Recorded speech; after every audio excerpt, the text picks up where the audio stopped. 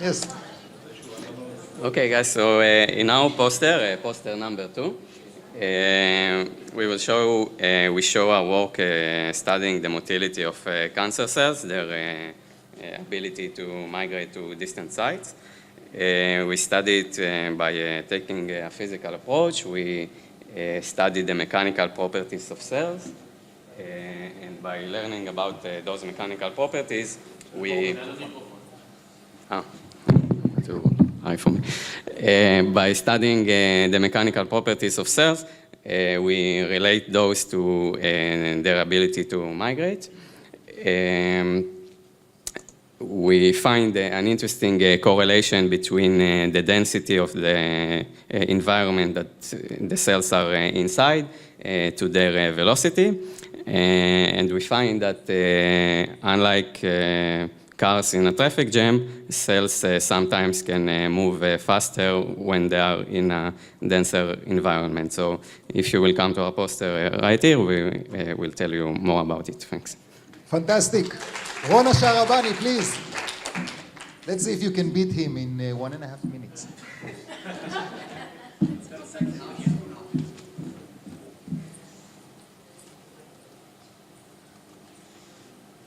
Don't worry in the audience, I start counting the time when she gets up the stairs. So all this is her time. You took 1 minute of my time. Yes. Okay, so my name is Rona, and 2 minutes is not enough time. So I'm going to talk quickly about my work on a biological system called myelin. Myelin is a multilamellar membrane of lipids and proteins that surrounds the axon in our nervous system. The best analogy of the nervous system is an electrical system. In every electrical system, the wire should be insulated, and the insulator layers in our electrical system in the body is the myelin. In neurological diseases like multiple sclerosis, these insulator layers are destroyed. And like electrical system, when the insulator layers are destroyed, there is electrical shortcuts. We try to answer the questions, what are the structural differences between the healthy and the disease state? And what happens to the self-assembly when we add protein or increase the temperature or change salt concentration or even the salt type? And if you want to know the answer to all of these questions, please take your beer and visit me at the poster number 3. Fantastic. And they also have another poster number that you wanted to understand? And we also wanted to introduce our Material Research Society chapter in Chaoul, and we have a poster in number 31, and you can check what it is and ask us questions. Thank you. Okay, and let's welcome, thank you, Rona, let's welcome Guy Jacobi. Okay, this is stressful. Okay, my name is Guy Jacobi. I am me, Rona, and Yoni are all from Roy Beck's group from the Now Center. Basically, my research focuses on phospholipids. These molecules are the main constituent of cell membranes, and they have the nice property, being amphiphilic, that they self-assemble when in water to a variety of lytropic phases, and you can see a lot of different phases adopted by lipids here. And you can change between these phases if you change external parameters like temperature or pressure or the chemical structure of the lipid, basically the type of lipid. And one nice thing about phospholipids is that they can be stuck in metastable phases depending on if you play with the temperature. And for instance, I'm investigating one phospholipid, and this is an X-ray scattering graph. Basically, we use X-ray scattering to investigate the phases and morphology of the lipid particles. And here you can see correlation peaks talking about the lamellar distances in the structure of the particles of the lipids and the correlations between the lipids inside the membrane in the wide angles. And you can see that so this is time coming out of the screen, and you can see that initially there are peaks talking about the distances between the lipids inside the membrane, so they are tightly packed. And if you heat them, you lose these correlations, and when you cool them back down to a low temperature where they should be crystalline, they don't recrystallize, and only later on, after 20 hours or so, they recrystallize. And so we're investigating this metastable phase. And if you want to hear more, you can come to poster number 4. Thank you very much, Guy. Malak Abu Hussein, in the audience. No. Malak? Okay.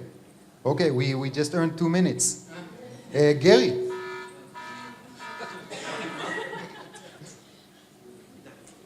Welcome, Gary. Don't tell me you're now connecting your own computer. No, I have my own. No, I'm using this one. Okay.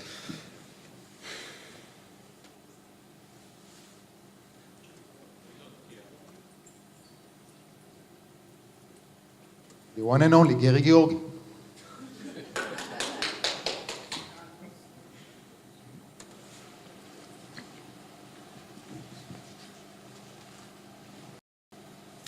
All right, my name is Gary. Today I will present how we can enhance transport in organic materials via strong light matter coupling.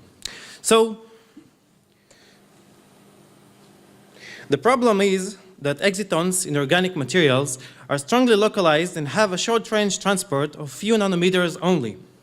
As opposed to that, there is strong supportive evidence that when coupled to light via strong light matter coupling, they acquire long-range transport capabilities. Such hybrid light matter states are called polaritons. However, no one has measured the dynamics of these polaritons up to this date. So what we did, in our work we developed a dedicated setup which measures in femtosecond microspatial resolutions, and we measure the spatial dynamics of those polaritons in optical microcavities over time. And indeed, we see an improvement of 3 orders of magnitude in the range of transport in organic materials when they're strongly coupled to light. And our unique measuring capability allows us to export spatial distributions of polaritons clouds over time, and it marks a milestone in the research of light matter interactions in the nanoscale. If you want to see more and learn how these remarkable discoveries can be applied in nanotechnology and nanoscience, be sure to visit my poster, which is poster number 6. Fantastic. Let's get Gil Nifker up here. Thank you. You're doing very well. Your Almost computer is everybody 1 stuck. minute and 40 seconds. Keep it going. Okay.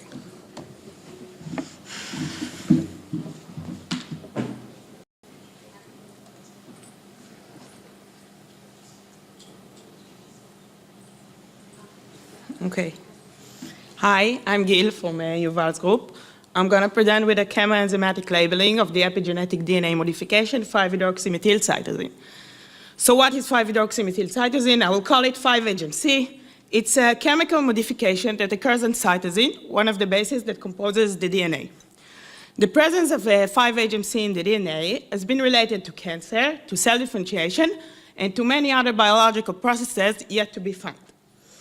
We have developed in our lab a very unique and robust method for optic labeling of 5-HMC. We utilize an enzymatic reaction that is selective towards 5-HMC. This reaction needs this cofactor called UDP glucose 6-azidyl. This cofactor is very hard to synthesize and costs a lot of money, and became the bottleneck for researching 5-HMC. In my work, I have established both chemical and enzymatic synthesis to manufacture tens of milligrams of this cofactor. Using the synthesized cofactor, we were able to quantify global amounts of 5-HMC in different tissues, and were able to perform single molecule experiments of DNA containing 5-HMC. For more information about this work, please visit me at poster number 7. Thank you very much. And now Sapir Margalit continues the story. You registered in good time, one after the other.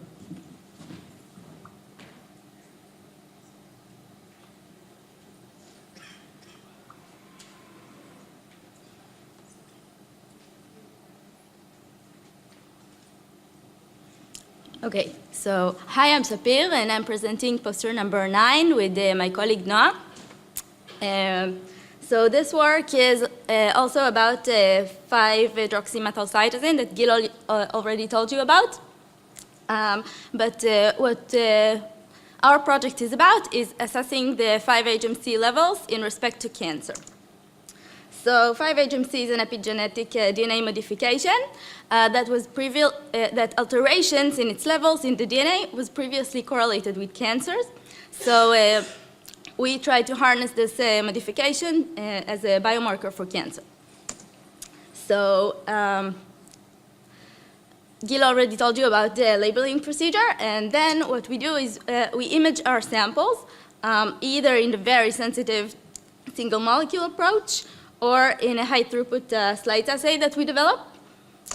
So the single molecule results for colon cancer reaffirm that the 5-HMC levels decrease significantly in colon in a cancer state. And the preliminary results of the slides assay also support that.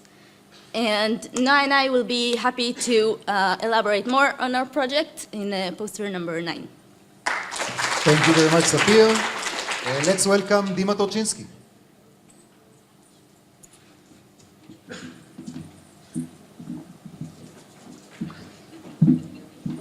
Promise me he only needs 1 minute or less. I'll try to.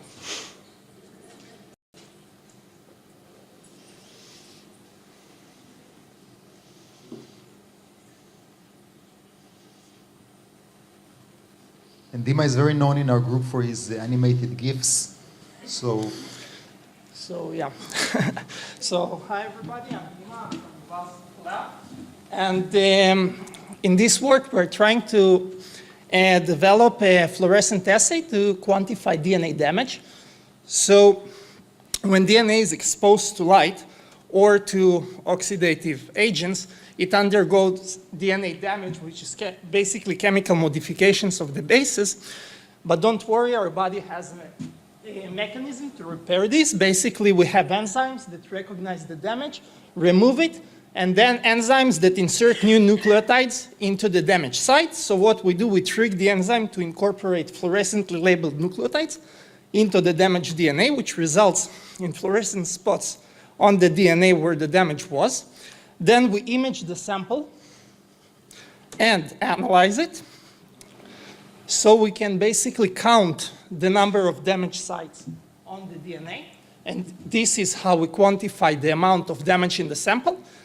And if you want to hear more, so you're welcome to visit me at poster number 11. Thank you. thank you, Dima. I welcome Nadezhda Lapshina. Here she is.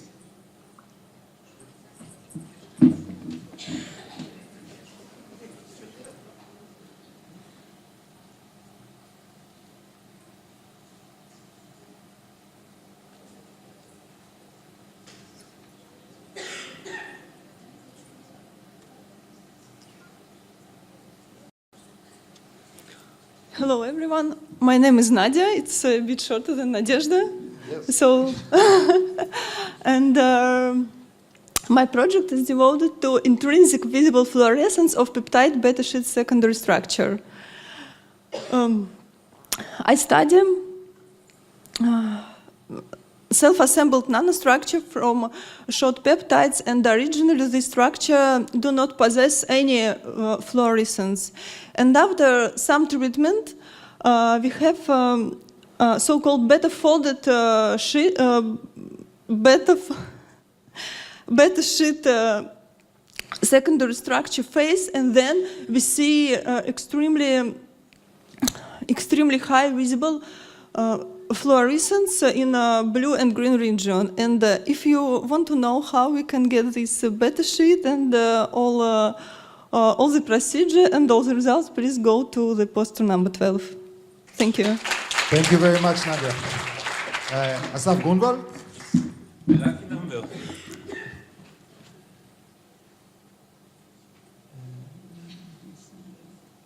I love the high energy of this flash talk session. Asaf. So, I am Asaf, number 13, from the conductors group. I'm going to show you in my poster how I use dual color optical maps of DNA to study DNA methylation.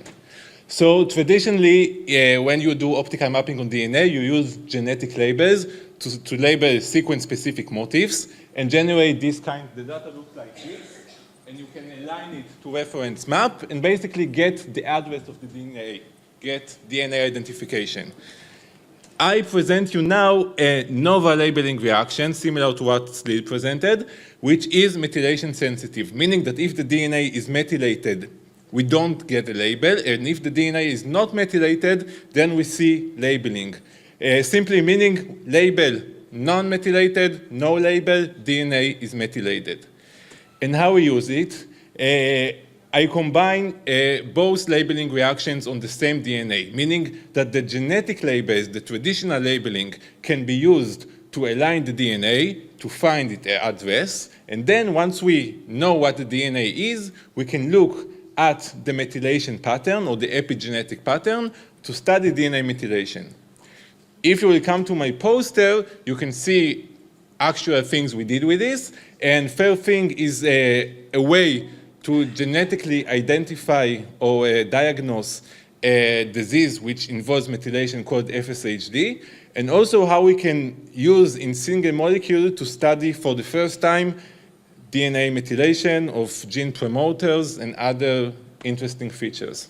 Thank you.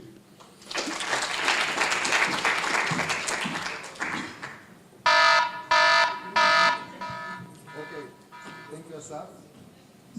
And Stephanie, hi, היי, welcome. thank you. ריטוויק, כן.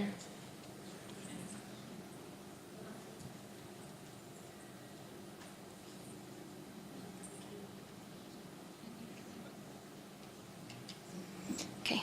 Hi, I'm Stephanie. I'm working with Dan Pear and Ramona Margalit on collagamers, and these are bioadhesive and biodegradable drug carriers, which are made of lipid and collagen. So they function as slow-release drug depots for encapsulated hydrophobic and hydrophilic drugs. They're suitable for local administration. They have a wide scope of therapeutic applications. Previous work has shown that they're non-toxic, non-immunogenic, and it was shown to significantly reduce inflammation in a live rat model of osteoarthritis.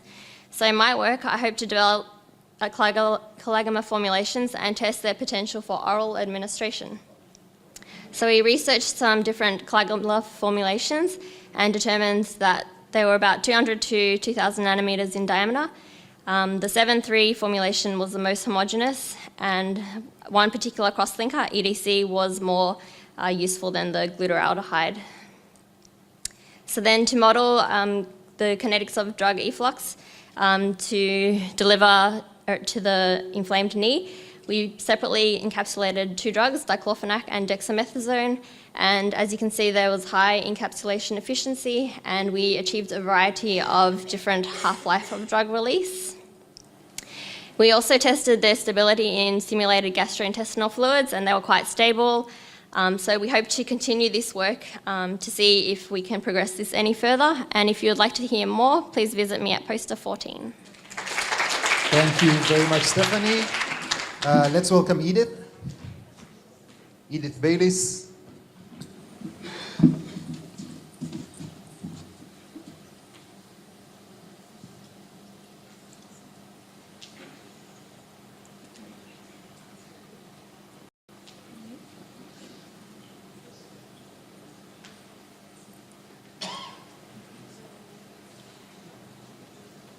Okay. Hi, I'm Edith. I'm from the Biomolecular and Bioelectronics group of Professor Shachar Richter, who is not here. My poster is poster 15, so please come and visit me. What I've been doing for the past few years is studying self-assembled monolayers based on plasma proteins, such as bovine serum albumin, and trying to couple morphological aspects like the structural composition, molecular orientation, and specific secondary structural orientation towards the solid surface upon on which the proteins are assembled, the assessment of the amount of tightly bound water molecules, and the surface coverage to charge transport. And this coupling is very challenging, and we use a very unique technique called chemically resolved electrical measurement, which here you can see of course, this is a schematic illustration of the morphological data coupled to the charge transport.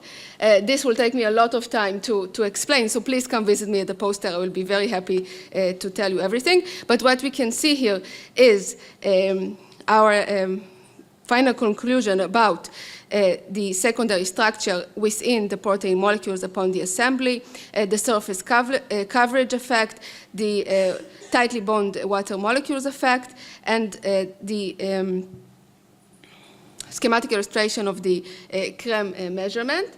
The first part of this study was already published in 2014.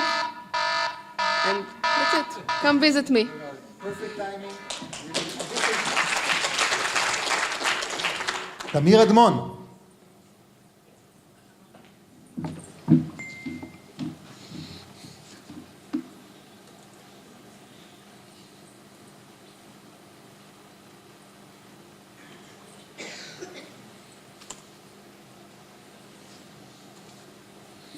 Hello, I'm Tamir Admon. I'm from Yael Roichman's group, and my research is about focuses on information machines.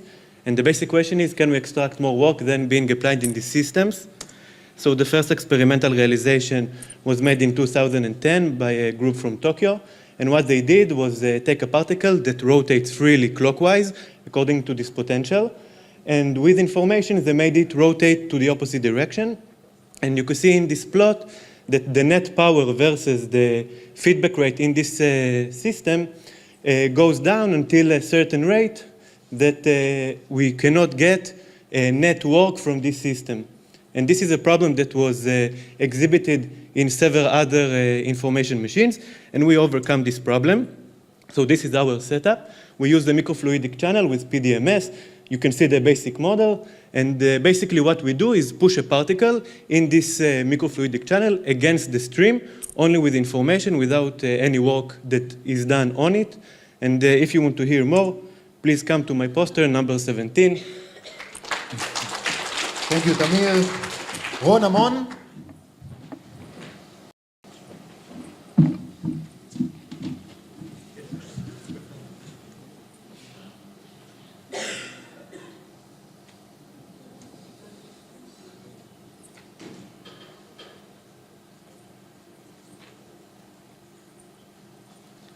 Okay, my name is Ron. Thank you for the opportunity to present my research. All living cells are covered with a sugar coat. This sugar coat is commonly altered in cancer. Allow us to target this sugar antigen on cancer cells with antibodies. However, a common feature of antibodies to sugar is that they are low affinity and low specificity. Therefore, we develop a system using yeast cells. We attach antibody fragment to the yeast cell membrane protein, and by using a labeled antigen, we can detect the binding. Using FACS, we can monitor the antibody presentation and the antigen binding. In order to improve the antibodies, we perform in vitro affinity maturation. We perform 3 panning cycles and selection. Each time we proceed with the best binder cells. You can see that the panning, that the activity of the antibody is increased in each cycle, and when isolated, the single clones, each and every one of them bind better than the wild type. When titrating the antigen, we can see that all mutants bind much higher than the wild type. And by the way, the wild type antibody is the only FDA-approved drug to diagnose pancreatic cancer, and we hope that our antibody will operate better. Thank you for listening, and come visit me at poster 18. Okay, thank you very much. Lina, you are next. Lina Atamni, and we are at 60% to dinner.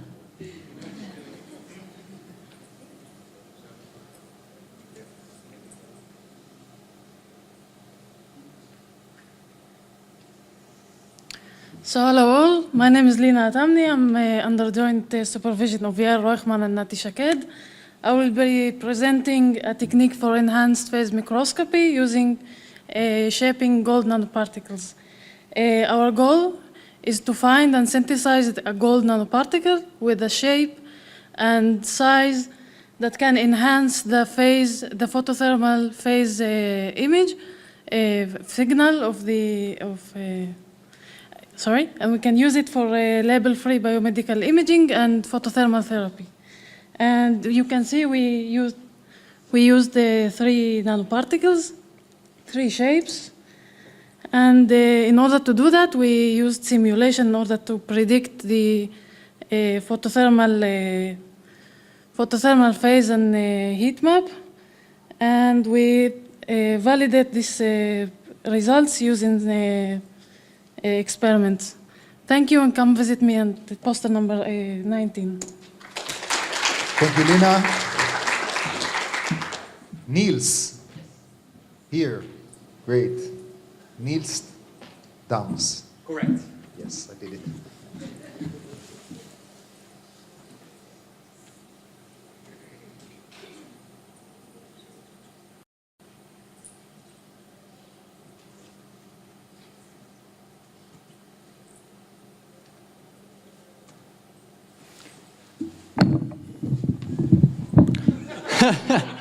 Sorry about that.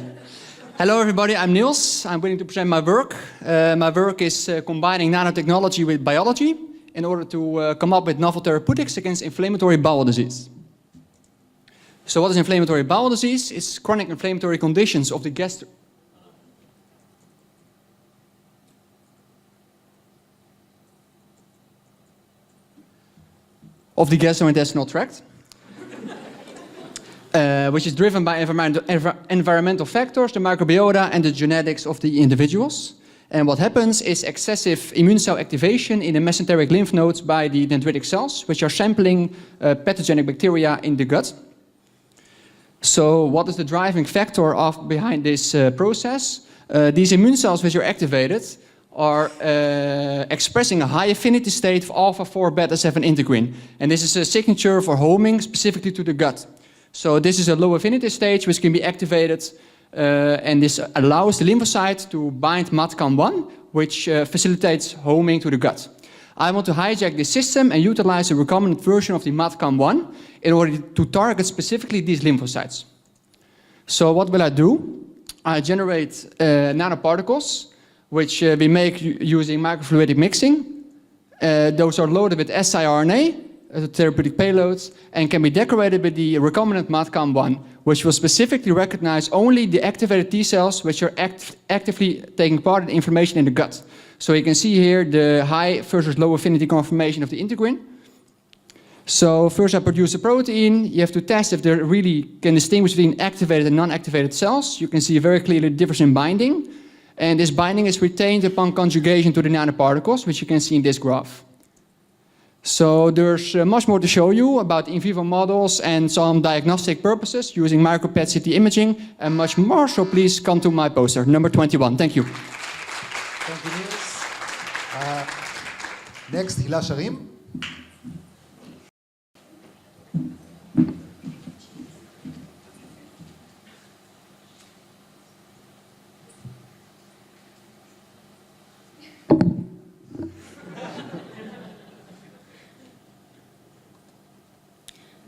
Hi, I'm Hila from Yuval's group, and in this project we want to characterize the whole genome distribution of the epigenetic modification 5-HMC.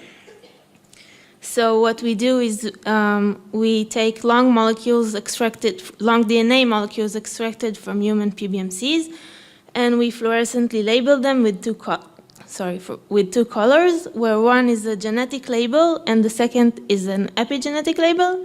And then, like Asaf said, we can use the genetic label to align the molecules to a reference and extract the genomic positions of the epigenetic labels.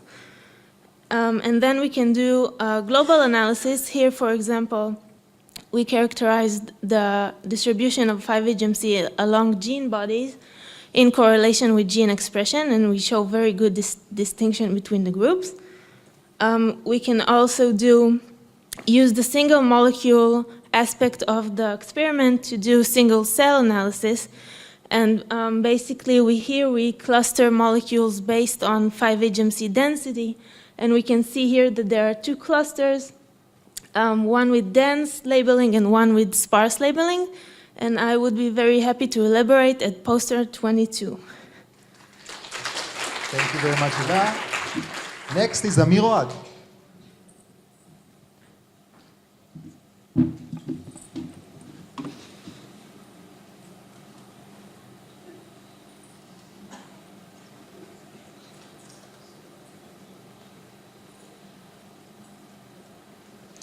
Hello, everyone. I'm Amir from Tal Schwartz's group at Tel Aviv University, and I will present a single molecule strong coupling in gold nanoparticle dimers. So if we imagine a two pendulum system coupled with a spring, then the energy levels of the system will be split into an antisymmetric and symmetric mode, a splitting in the energy level. This can be looked as an analog to a light matter coupling, where we have one photon, which is coupled to a molecular excitation. So we want to do this at a single molecule level.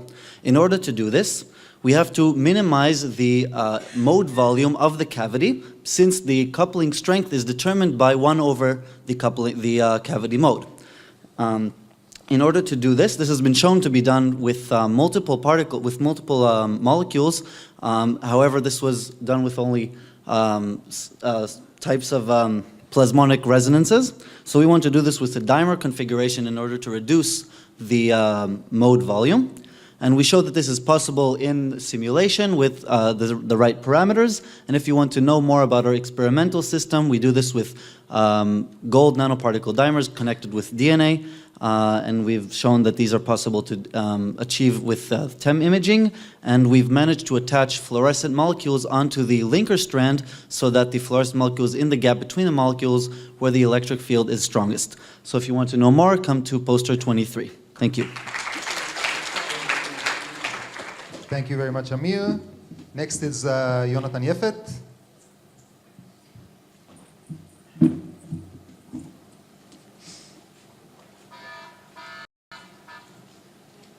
I love that sound.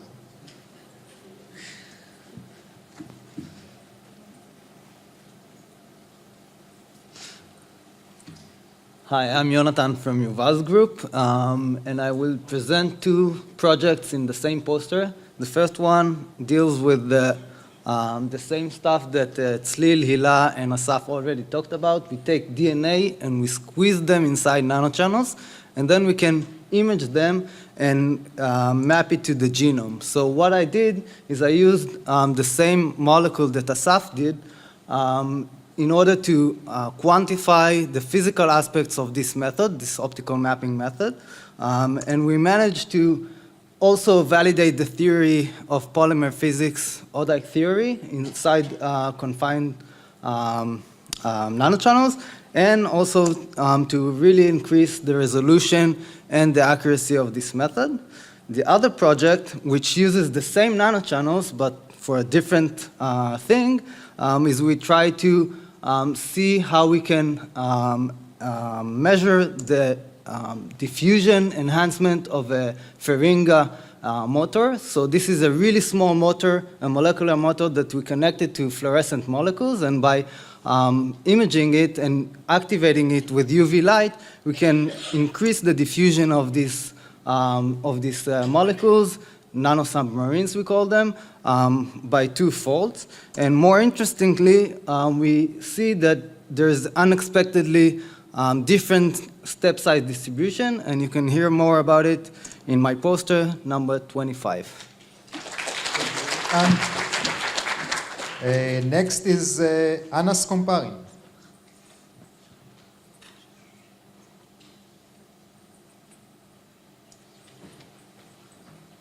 And 4 more people after her.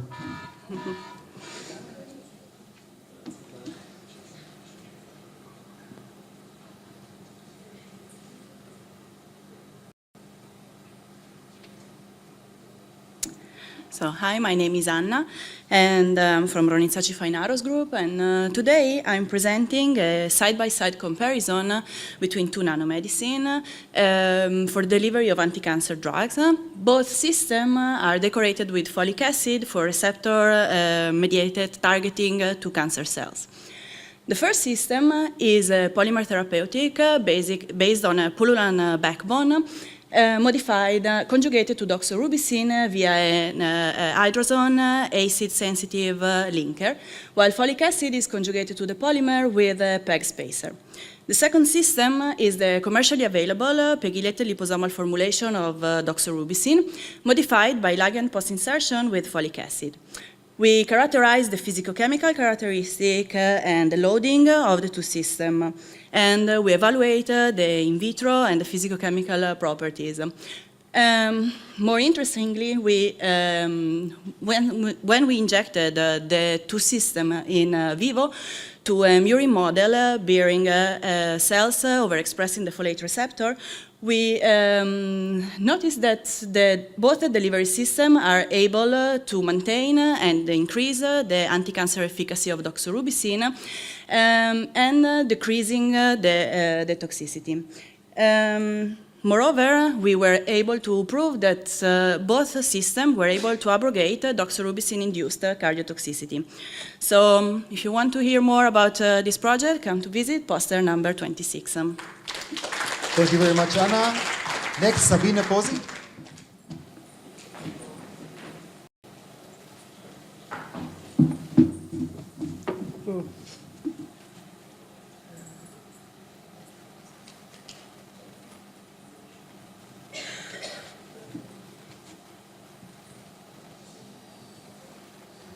So hi everyone, I'm Sabina from Ronitsachi Fine Arrows Lab, and today I'm presenting my work on prevention of melanoma brain colonization by inhibiting cytokine secretion from activated astrocytes using sRNA nanopolyplex.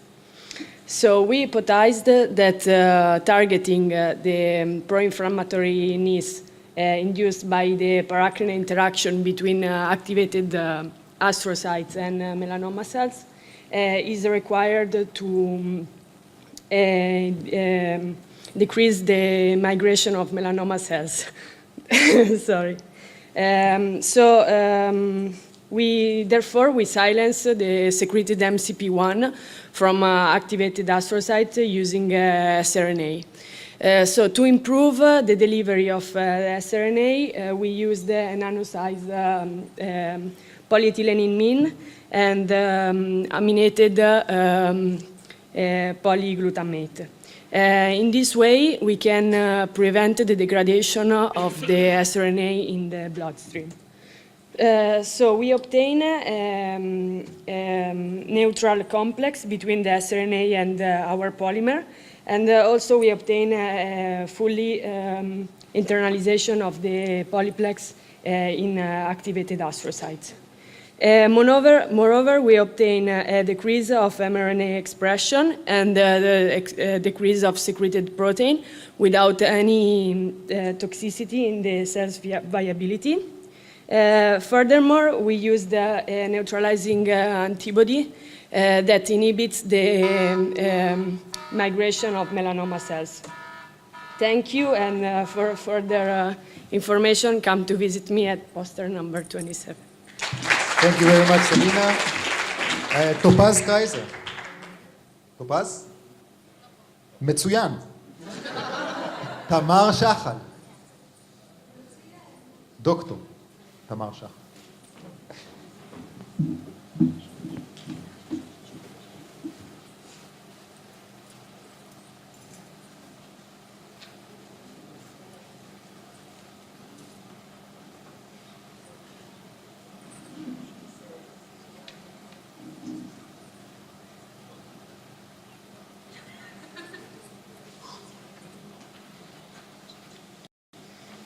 Okay, so I'm going to talk about LCMS for quantifying 5-HMC in genomic DNA, and Sapir and Gil has already talked about 5-HMC. It's a small chemical modification on a DNA-based cytosine, and it has been shown that the levels of 5-HMCs in cancer are varied. So it may be used as a biomarker for cancer. Problem is that the amount of 5-HMC, the percentages of 5-HMC in DNA are very, very, very low. We're talking about 0.002% of 5-HMC in the DNA that comes from blood. So we need to develop a very, very sensitive technique that will allow us to achieve this high sensitivity to detect this as maybe an early disease diagnostic kit. So I've been working on LCMS for detecting 5-HMC. Problem is that in LCMS, it actually comes out of the column at the same time that cytosine comes out of the LC column. And as you can see, that makes it very difficult to detect this molecule. You can see the peak here comes out exactly at the same time as the cytosine. The small peak is the peak for the 5-HMC. So to increase the sensitivity, we actually chemically modify the 5-HMC with a sugar, which is connected to azide. Go faster, run. Okay, so there's we use a chemoenzymatic technique to modify the 5-HMC, as Gil has shown. And you can see, and following that, we use enzymes to chop up the DNA to single nucleotides. This is the chromatogram that we get for a DNA strand, which has been modified completely with 5-HMC. And you can see that the 5-HMC and the cytosine comes out at the same time, and the sensitivity is not as great. When we use the chemical modification, we managed to increase the sensitivity by around 8 to 13 folds, and to separate the signal of 5-HMC from cytosine.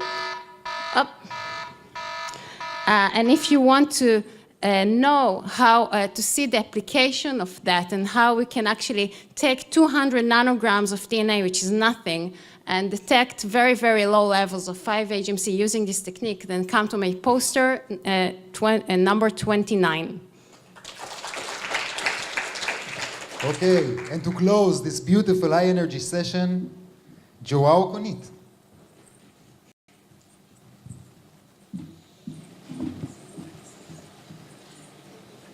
There are too many open windows.